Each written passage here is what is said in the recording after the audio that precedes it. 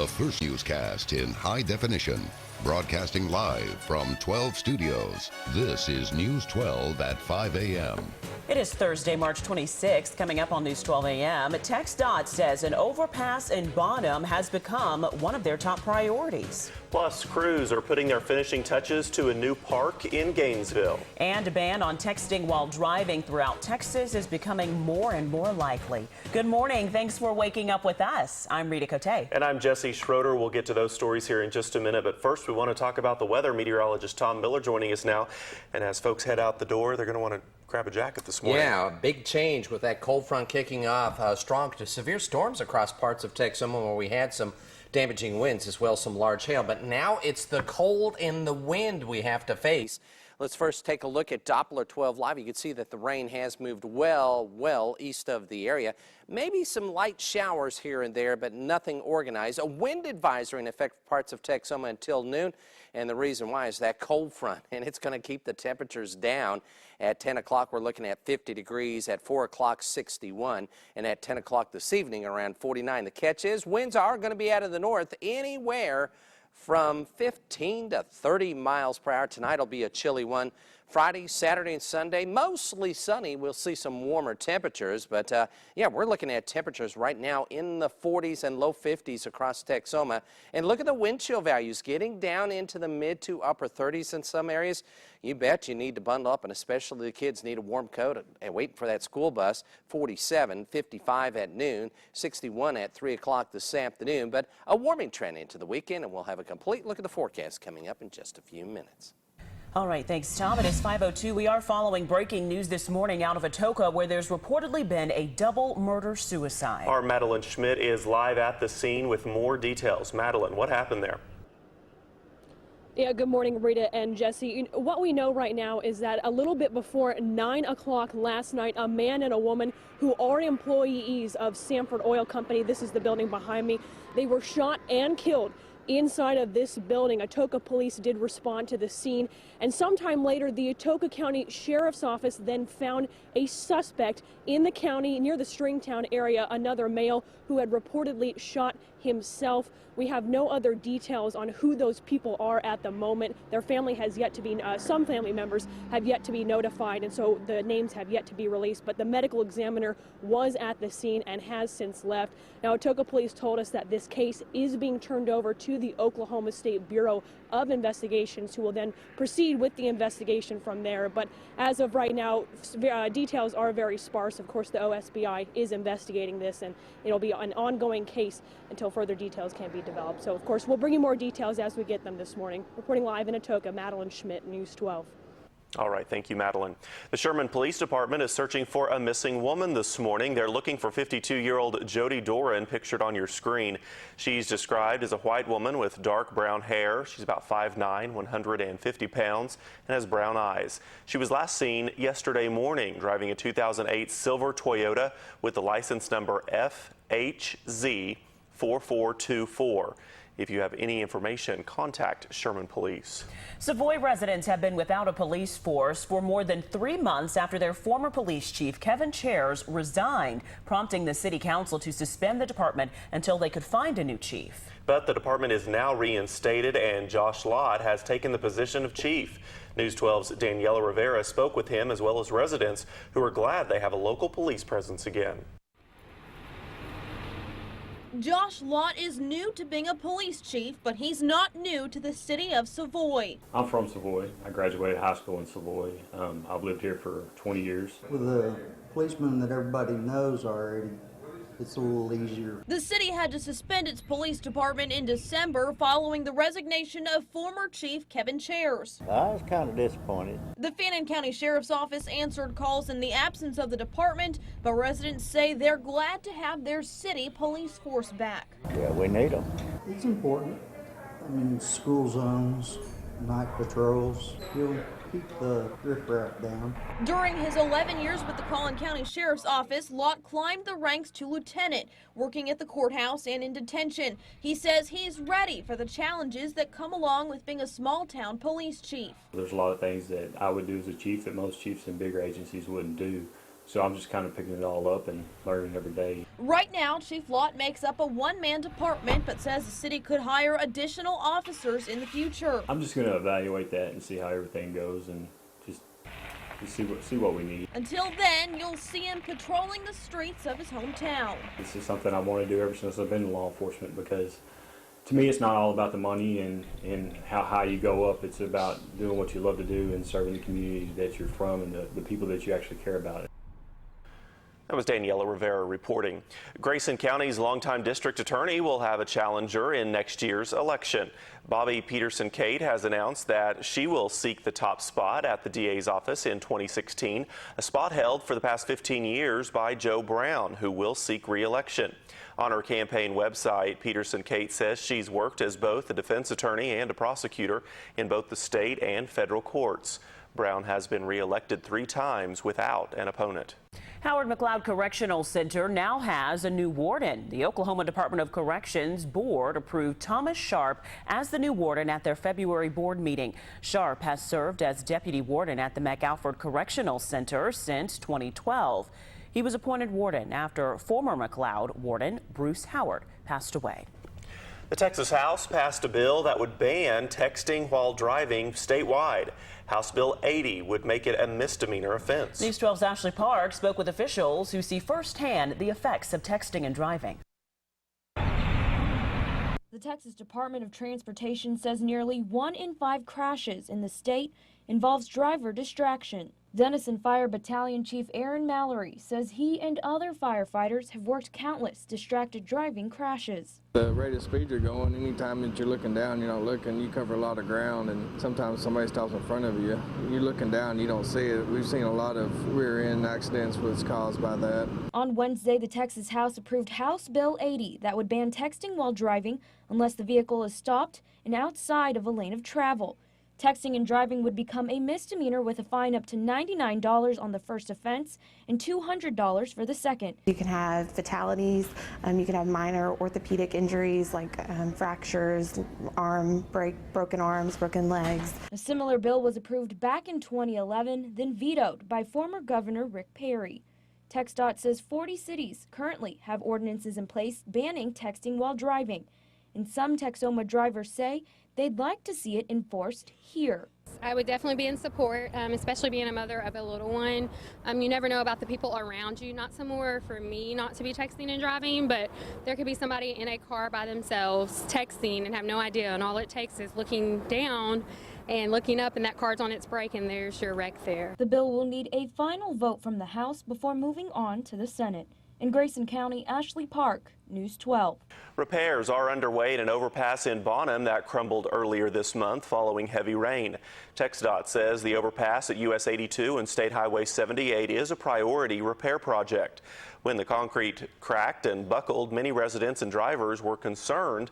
The TxDOT says both 82 and 78 are safe. The westbound turn lane is still closed for driver safety during the repair process. TxDOT says they don't know when the work will be completed. The final touches are being put in place at the Medal of Honor Park in Gainesville. Yesterday was National Medal of Honor Day, and crews were busy putting in plants and flowers in the nearly complete park. The park is just another way the city is honoring recipients of the military's highest honor. Construction began almost a year ago and is set to be complete just in time for Medal of Honor Week and a dedication set for April 9th. Closing in on 5:09, meteorologist Tom Miller joining us now with a check of those morning temperatures. Temperatures are much colder and wind chill values getting into the upper 30s, so you need to bundle up. It's going to be a chilly one after those storms moved through last night, triggered by the cold front. Let's take a look at Doppler 12 Live. We do have some light showers in Cole County. We have no severe weather, nor do we expect any severe weather. We're just seeing the tail end of some cloud cover and cold air squeezing out a little bit of rain in Cole County, maybe a sprinkle or a little bit of drizzle next hour or two. But overall, yeah, the heavy weather is off to our east. But we do have a weather aware day for the wind, gusting out of the north at 15 to 30. Boy, you really need to hang on to the steering wheel this morning. Highs only 60 to 65, so we will not make it into the 80s. Wind advisories in effect for at least through the noon hour for parts of Texoma, mainly in the North Texas area. 50 degrees in Sherman and Denison, down to 45 in Ada, 48 degrees in Ardmore, 50 degrees in Durant. Almost everyone reporting overcast skies and gusty north to northwest winds of 10 to 20 miles per hour. We have 46 in Pauls Valley, 54 in Bonham, 61 in Paris, 49 degrees in Antlers. Winds are gusting up to around 32 miles per hour in the Gainesville area, 30-mile-per-hour gusts in Durant. Ardmore seeing a 23-mile-per-hour gust, as well as the Sherman-Denison area. So hang on to your hat. There's your wind chill values dropping down into the upper 30s in northwestern sections of Texoma. It is just going to be a raw morning for us. Now, the rainfall from some of the storms yesterday, well, just a trace amounts in Ringling, Decatur, and Denton. But look at this. Marietta had 84/100ths of an inch. Davis Sulphur 53. We also had wind damage reports, as well as some hail reports across northern sections of Texoma. We didn't want that, but really, this system could have been much, much stronger in our neck of the woods, and luckily it wasn't. It seemed like all the real severe weather stayed from Oklahoma City up through the Tulsa area. You can see the clouds trying to clear out in western Oklahoma, so be patient today. We'll see the clearing. High pressure building in is bringing down some Canadian air, so it's going to be chilly today and tomorrow. Weekend looks good, though, as we'll see a ridge of high pressure build into the area. There you can see a few sprinkles. And with the clearing by this afternoon, so sunshine returns this afternoon. Clear skies tonight and mostly sunny skies. Tomorrow, 62. That's what we'll do. No 80-degree temperature today. North winds at 15 to 30 miles per hour, so it'll feel like in the 50s throughout the day, so grab a coat. And then tonight we're looking at clear skies, a low near 40, some in the upper 30s. Light north winds of 5 to 10 miles per hour, and then 65 on Friday with sunshine. Sunshine Saturday, 74, at least mostly sunny, a low of 43, so chilly Saturday morning. And sunshine expected on Sunday, 78 degrees. Monday, partly cloudy, 72, slight chance of an isolated shower. Then a 30% chance of scattered showers and thunderstorms Tuesday and Wednesday as the next system moves in, but still expecting high temperatures in the lower 70s. Thanks, Tom. Coming up on News 12 a.m., a look at the damage and more after being hit by its first tornado of the year. The time now, 5:12. Keep it here. We'll be right back.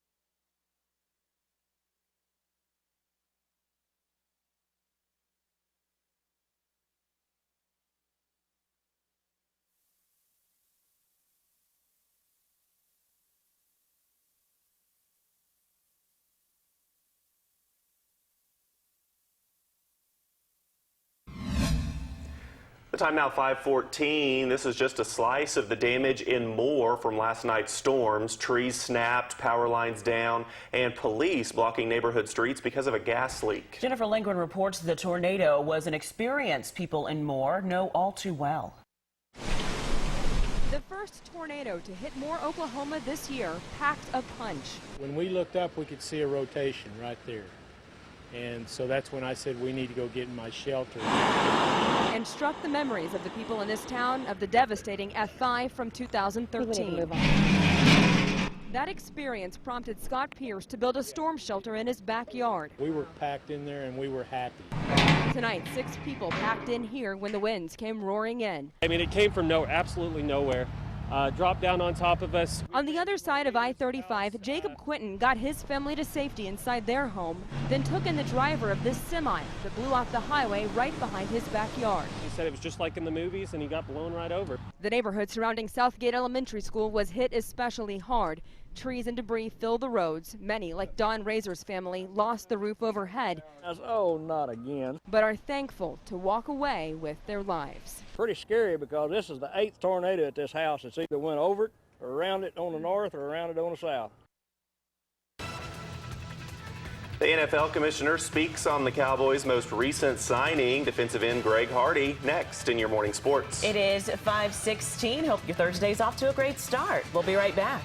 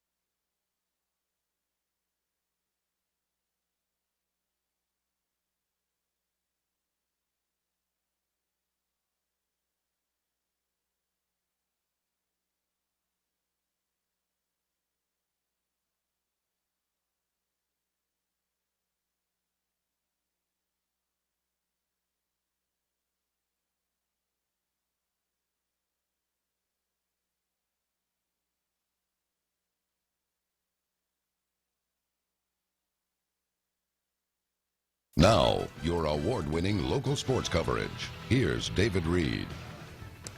Good morning. The Dallas Cowboys have been spending the past few days trying to justify the Greg Hardy signing, and they're not even really sure if he's going to be able to play or not. Hardy's still on the NFL Commissioner's exemption list, so he's not eligible to play as of now. There's probably some sort of suspension coming. Roger Goodell talking about that at the owners' meeting yesterday. They understood that we were reviewing his case for potential discipline. That it continues. We are trying to get as many facts as we possibly can to make the most informed decision we can so that we can uphold the standards that we put forth in our personal conduct policy. And so I expect that will conclude sometime in the near future, and we'll make it a decision shortly after. Pro day at Rice, and former Denison Yellow Jacket Jordan Taylor, the standout receiver, was busy showing NFL scouts that he can run, catch, cut, and all the things you need to do to be selected in the upcoming draft. Taylor talking about his day.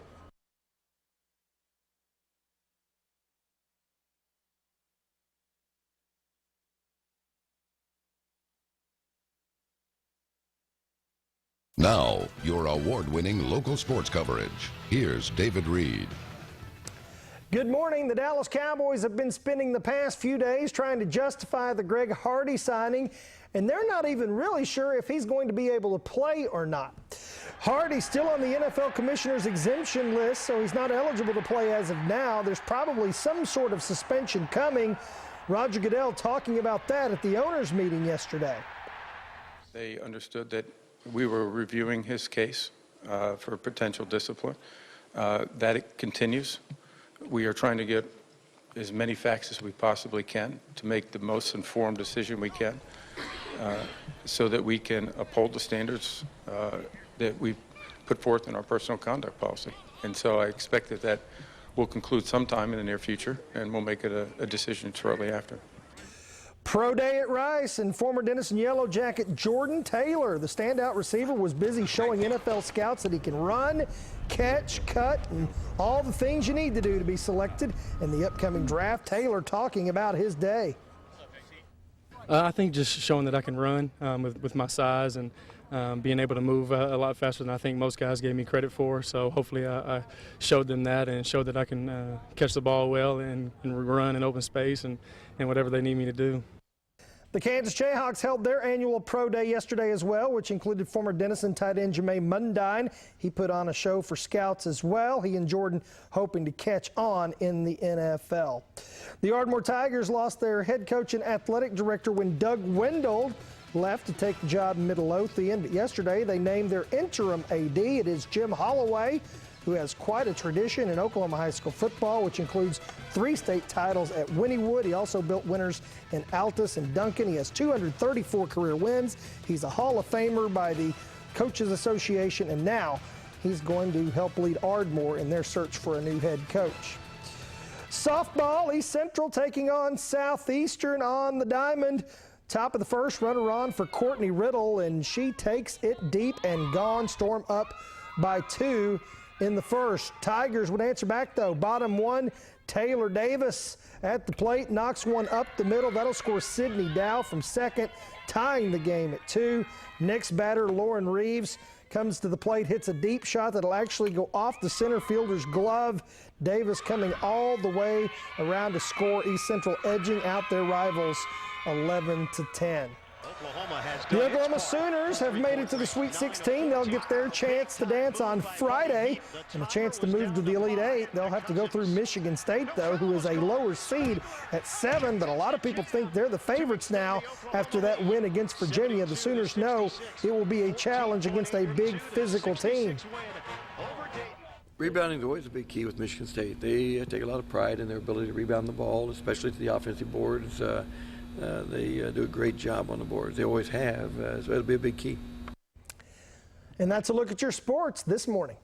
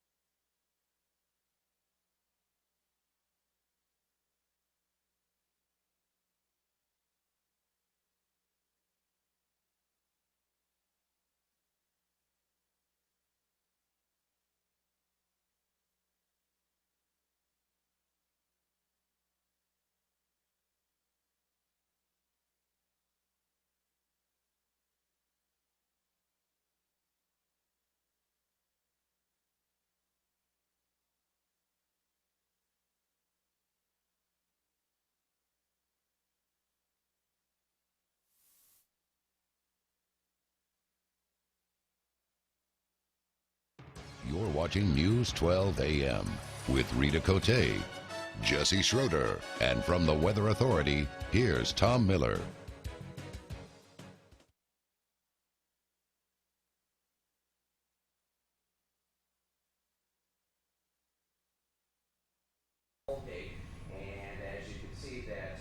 We are looking at, again, those light showers continuing to dance off towards the northeast. All righty, let's go ahead and take a look at Weather Aware Day. Gusty winds north at 15 to 30 miles per hour. Yeah, we need to hold on. High temperatures much cooler than yesterday, 60 to 65. No 80-degree temperatures today. As again, that cold front has left us not only with colder temperatures, but gusty winds. We're looking at wind advisory in effect for North Texas counties until about the lunch hour. Temperature 50 degrees in Sherman and Denison, 45 in Ada, 48 degrees in Ardmore, 50 degrees in Durant, and winds out of the north anywhere from 10 to 20 miles per hour this morning. And we've seen wind chill values drop down into the upper 30s.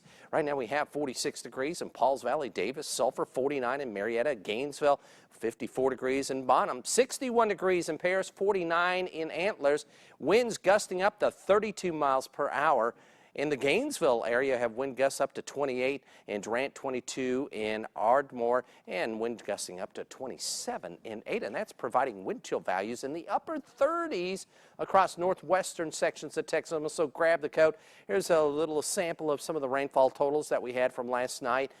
Trace amount from the Denton area to, 84/100ths of an inch in Marietta. Well, yesterday we hit a high of 83 in Sherman and Denison, 82 in Ardmore. Low started out in the upper 50s into at least the mid 60s. Normal high should be nearing 70, normal low around 45. Dr. Lane's allergen forecast showing a high grass pollen count. Low count in the weed and mold, high count in the trees. Pollen-wise, yeah, it's going to be blowing around today with those north winds up to 30 miles per hour. Dew point temperatures 45 this morning down to 35 this afternoon. Excellent dispersing condition with those gusty winds and soil temperatures in the low 60s. Fish and game forecasts provided to you by Sherman Collision Repair shows that tomorrow about 8:40 in the morning and 8:40 at night will be the best time to do some fishing. And it won't be as windy tomorrow, so that'll be good for us. Clearing skies slowly as we're going to look at high pressure build in, but it's bringing down some modified Canadian air, so it is going to be rather chilly. A few scattered showers this morning, but I think clearing skies this afternoon. 62 with north winds at 15 to 30 miles per hour tonight. A chilly 40 degrees, north winds of 5 to 10, so bundle up if you're headed out. And 65 on Friday with sunshine returning. Sunny this weekend, 74 Saturday, Sunday 78. Maybe an isolated shower late Monday 72. And a chance of showers and thunderstorms Tuesday and Wednesday. Highs remaining in the 70s. We'll be right back.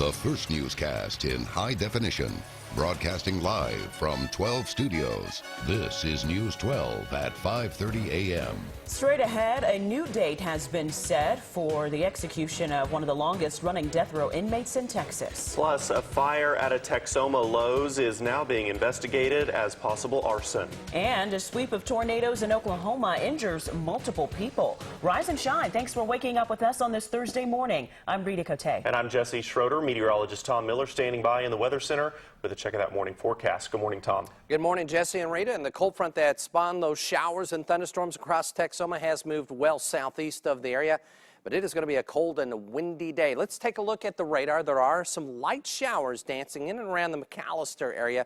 That's about it. That's just kind of the backside of this upper level low moving through. Gusty winds, you bet, today. North at 15 to 30, so it is a weather aware day. Hold on to the steering wheel. Highs only 60 to 65, so much colder than yesterday. A wind advisory in effect for the North Texas counties until noon, and we are looking at our hour-by-hour forecast.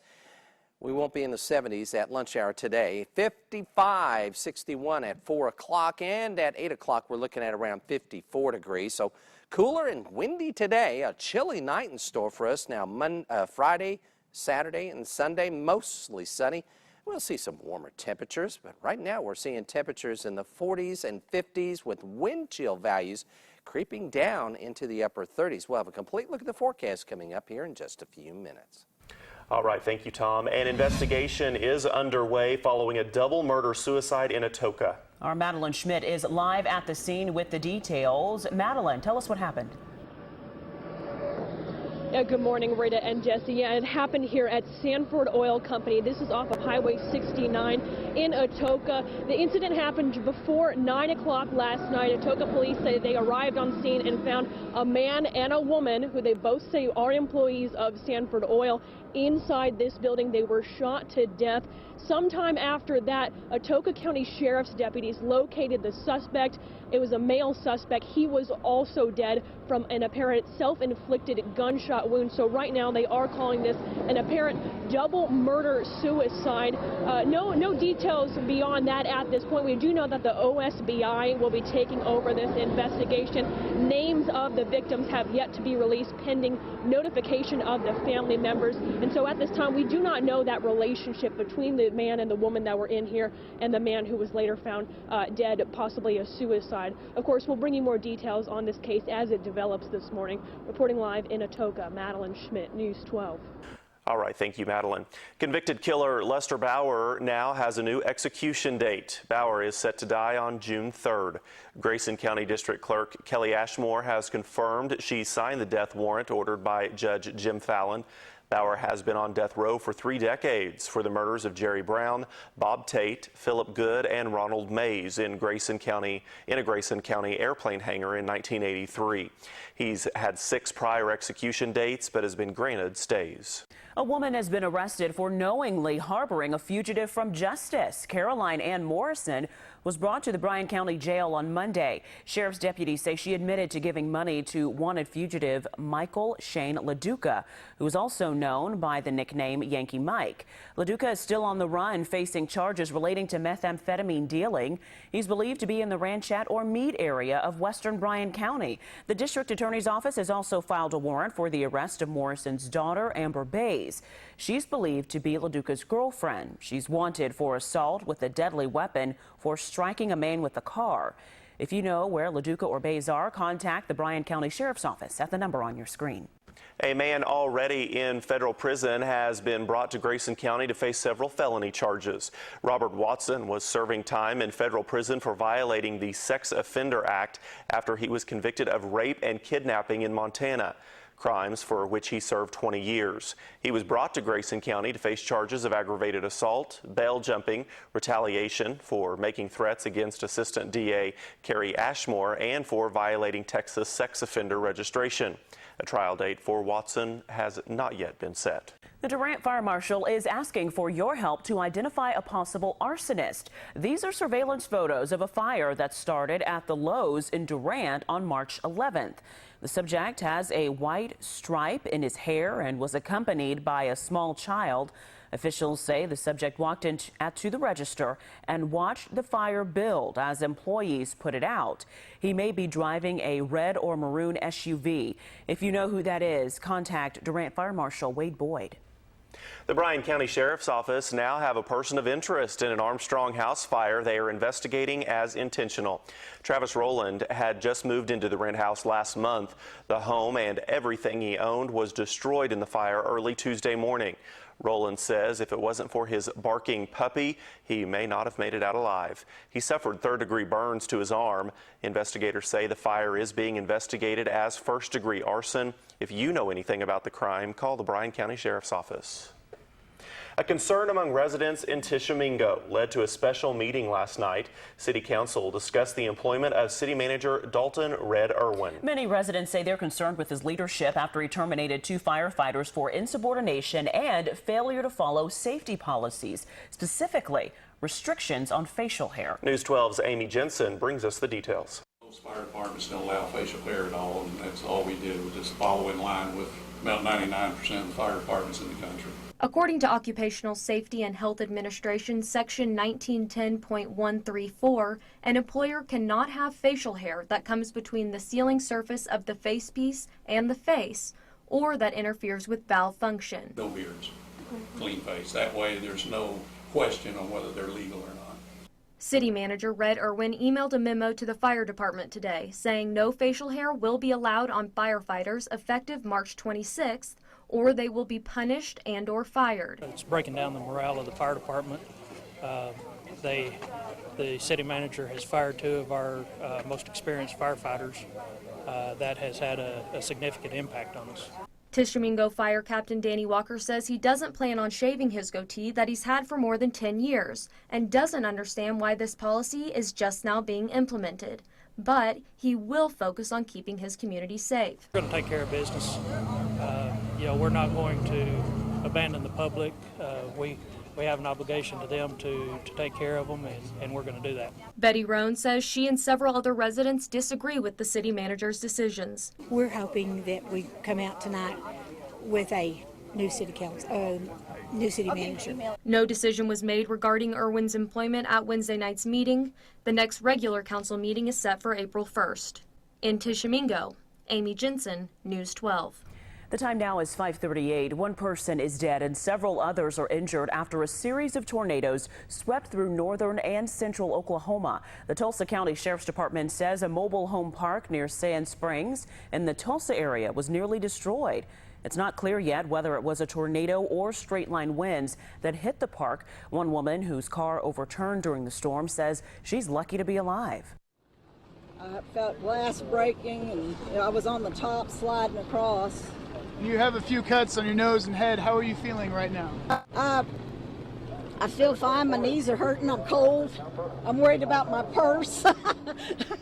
The small twister touched down in Moore, Oklahoma last night, where 24 people died in the top of the scale EF5 tornado in 2013. Another was reported near the fairgrounds in western Oklahoma City. Well, emergency officials say the best way to survive a direct hit from a tornado is to be inside a storm shelter. News 12's Danielle King tells us why and shows us how these shelters are made. Storm shelters take only a day to make, but can mean the difference between life and death. Experts say there are 2 main types, below ground and above ground. I always just tell people if you can still get in an in-ground unit, that's what you should get, because I still feel like being in-ground is always going to be safer than being above ground. Hausner has been making above and below ground storm shelters in Durant since 1954. Greg Engel, the plant manager, says while he always recommends the in-ground units, the above ground shelters have come a long way in terms of safety. Texas Tech Wind Research Center actually did a study and found 16 above ground safe rooms right in the path of that storm, and all of them performed perfectly. The concrete above and below ground shelters are made using the same process. Concrete is poured into these steel molds. Then it's left to harden for a few hours before a metal spatula is used to smooth out the sides. This standard model storm shelter will run you about $2,400 and can fit up to 15 people. Engel says he hopes customers never need to use his product, but knows, especially in Texoma, It's not a matter of if severe weather will hit, it's when. Probably the best reviews we get are people who unfortunately lost everything, but then they opened up their storm shelter door and they walked out alive. There are also FEMA grant programs available in Cook, Grayson, and Fannin counties that reimburse residents who install storm shelters. Oklahoma residents can register for the Sooner Safe Room Rebate Program. 500 names are drawn each year to receive reimbursement of up to 75% of the cost of a safe room. To see if you are eligible for one of these grants, call your county's Office of Emergency Management. In Durant, Danielle King, News 12. The time now 5:40, and Tom, that front that came through, it also dropped the temperatures for us. It did indeed. We're seeing temperatures in the 40s and 50s, wind chill values getting down into the upper 30s. Wow, that's what you call a cold front. Of course, we did have some wind damage and some small hail with some of those storms last night. Everything has moved well southeast of the area. This is a look at our TMC tower cam. This brought to you by Glen Pope Autoplex and Supercenter in Gainesville. The catch is the clouds are still around. They'll be clearing quickly, but it may take early afternoon before we see sunshine area-wide. It is a weather-aware day for those gusty winds behind the front. They'll be gusting out of the north at 15 to 30 miles per hour, and they're already gusting up around 30 to 35 this morning. So hang on to the steering wheel. Also, it's going to hold the high temperatures down. We will not be in the 80s today, 60 to 65. There is a wind advisory in effect until noon. And we are looking at temperatures dropping to 45 in Ada this morning, 51 degrees in Sherman and Denison, 48 degrees in Ardmore, 48 in Durant. Winds out of the north, as you can see, anywhere from really 15 to 25 miles per hour. 61 in Paris, 49 in Atoka. We have 49 degrees in Gainesville. It's dropped to 46 in Davis and Sulphur. And the winds are being gusting up to 35 out in the Nakona area. 32 in Tishomingo is the wind gust. 20 in Bonham. We have 23 mile per hour gusts in Hugo. And that has dropped the wind chill values down to 35. That's what it feels like in Duncan. We have a wind chill value in Ada of 39. It feels like 44 in Sherman and Denison and Durant. So, again, bundle up. It is chilly. Here's a sample of some of the rainfall totals that we had overnight. And, again, we had some wind damage as well as some up to golf ball size hail across parts of Texoma, especially from Garvin County, Murray County, Pontotoc, as well as Cole County. Large amounts of rain, well, we were generally under an inch, but we had 84/100ths of an inch in Marietta, and then we just had a trace in the Denton area. Highs yesterday, 83 in Sherman and Denison, 82 in Ardmore, so it was warm yesterday before that front moved through. Well, it's going to be much cooler. You can see the clearing out to the west. We just need to be patient. Some of that cold Canadian air will continue to filter in behind the frontal system. But don't worry, high pressure is going to build in. It's going to allow for some warming as we head into the weekend. Plenty of sunshine. And I imagine there'll be a lot of folks at the Garden Center this weekend. It'll be awfully nice. Yeah, be patient on the clearing of the clouds. Sunshine expected this afternoon. Clear skies tonight. Mostly sunny as we head into Friday and Saturday. But 62, much cooler today than yesterday. North winds at 15 to 30 miles per hour. Tonight we're looking at 40 for a low, or at least near there. Grab a jacket or coat as you head out. 65 on Friday. Saturday and Sunday, beautiful day with sunshine, a high of 74 Saturday, 78 on Sunday after a low of 51. Monday, partly cloudy, 72, slight chance of an isolated shower, and some scattered showers and thunderstorms with the next system Tuesday and Wednesday with highs of 71 to 74 degrees.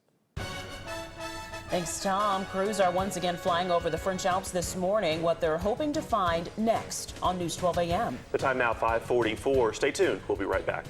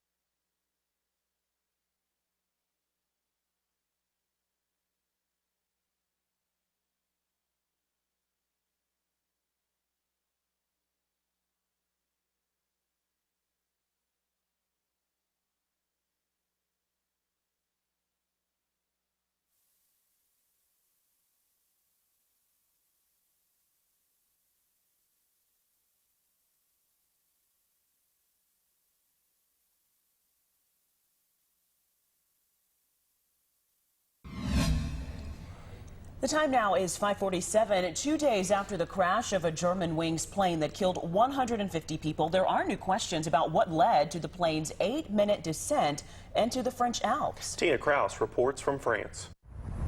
Crews are flying again over the French Alps this morning, searching for the data recorder belonging to the doomed Germanwings jet. So far, analysis of the plane's voice recorder has only deepened the mystery over Tuesday's crash. The New York Times is reporting its audio indicates one of the pilots left the cockpit before the plane's descent and was unable to get back in. Citing an unnamed investigator, the report says someone is first heard knocking lightly on the door, then stronger when there's no answer. In the end, the investigator reportedly reveals you can hear the pilot trying to smash the door down. French investigators have only confirmed voices can be heard on the recorder, but say a lot more analysis is needed. Having a full understanding of it will take weeks and even months. Pressure is mounting on chopper crews to find the remains of 150 victims from the mountainside here in the French Alps. Among the dead, Pentagon contractor Yvonne Selke and her daughter Emily. Both were from Virginia and were in Europe for a mother-daughter vacation. A third American was also on board. We are in touch with the family but are not releasing the name at this time out of respect for the family. French officials say the plane was flying until the end, and the final communication was a routine message asking for permission to continue on its route. Tina Kraus, CBS News, Saint-Lazare, France. New information this morning. Detectives in California claimed they were duped after a woman had allegedly been kidnapped for ransom. Erica Knocklin is in Huntington Beach, where she turned up this morning. Mr. Quinn and Ms. Huskins has plundered valuable resources away from our community and has taken the focus away from the true victims of our community while instilling fear amongst our community members. Frustration from police late tonight as they revealed days of searching, including 40 detectives and 100 support personnel working around the clock, may have all been just for a hoax. Well, I will classify as a wild goose chase. It's a tremendous loss. We believe this is Denise Huskins leaving her aunt's house in Huntington Beach this evening prior to tonight's police news conference. Her aunt told us she was holding up well but seemed confused. She doesn't believe she's endangered. She doesn't believe that. She believes it was just a total mix-up. Developments broke early today. The San Francisco Chronicle got an email said to be from the kidnappers saying Huskins was safe, with audio said to be from Huskins. My name is Denise Huskins. I'm kidnapped. Otherwise, fine. Huskins turned up in Huntington Beach at her mom's house where she said kidnappers had taken her. Her dad expressed relief his daughter was safe. I'm grateful. I can't tell you the prayers that have been answered. But even as family and friends hugged and cried over the good news, some still had questions. One neighbor doubtful Huskins would ever be dishonest. And so happy that she's alive. Still called it all strange. It's just a strange circumstance. It's unexplainable. Now Vallejo police are casting doubt on it all, saying Huskins has stopped cooperating and there is no evidence she was kidnapped. So if anything, it is Mr. Quinn and Ms. Huskins that owes this community an apology.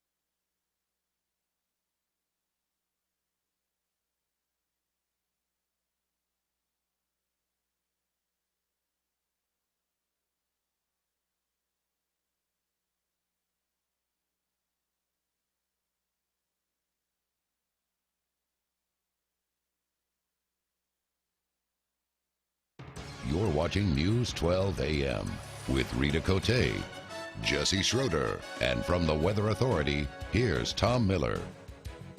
Cold and windy this morning. We're looking at our TMC tower cam that has been brought to you by Glen Polk Autoplex and Supercenter in Gainesville. We still have overcast skies, and we do have wind gusts up to 30 to 35 this morning, so bundle up.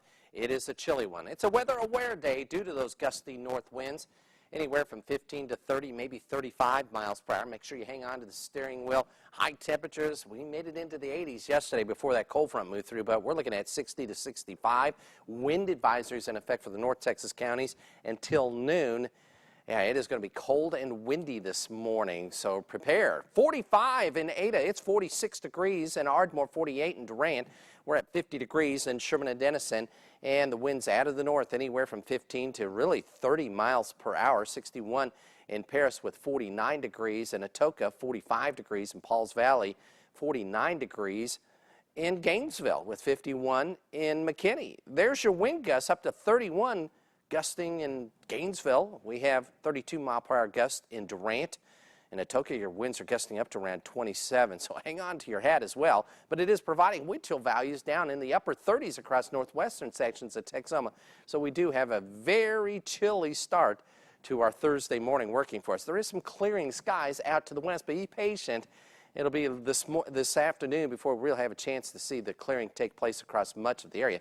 Rain is done with. It's off to our southeast and to our east. High pressure continues to build in from the northern plains, but it's bringing down with it some Canadian air, and that's going to leave temperatures quite cool over the next couple of days. But we are in store for a warming trend as we head into our weekend. We're looking at 62 today, north winds at 15 to 30 miles per hour, and again, wind chill values in the upper 30s into the lower 40s this morning, and we'll be near 40 tomorrow morning, as we'll see clear skies and light north winds, and we're looking at 65 degrees on Friday. Sunny skies, westerly winds of 5 to 15. Saturday, a beautiful day, a little chilly in the morning, 40 to 43, but sunshine and 74 degrees, and south winds only at about 5 to 15. Don't you know? Those garden centers are going to be very busy this weekend. Sunday, we're looking at sunny skies, 78 after a low of 51. Monday, we're looking at partly cloudy, 72, slight chance of an evening shower. And then Tuesday and Wednesday, we're looking at, well, anywhere from 71 to 74 under partly cloudy skies. Each afternoon and evening, a chance of scattered showers and thunderstorms. We'll be right back, so don't go away.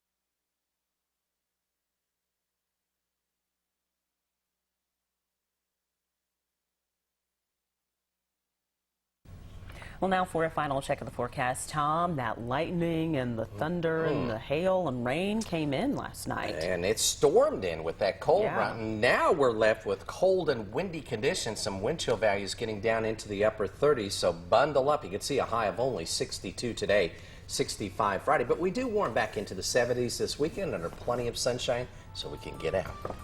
All right. Thanks, Tom. Stay tuned. Full hour of News 12 AM is coming up right after the break.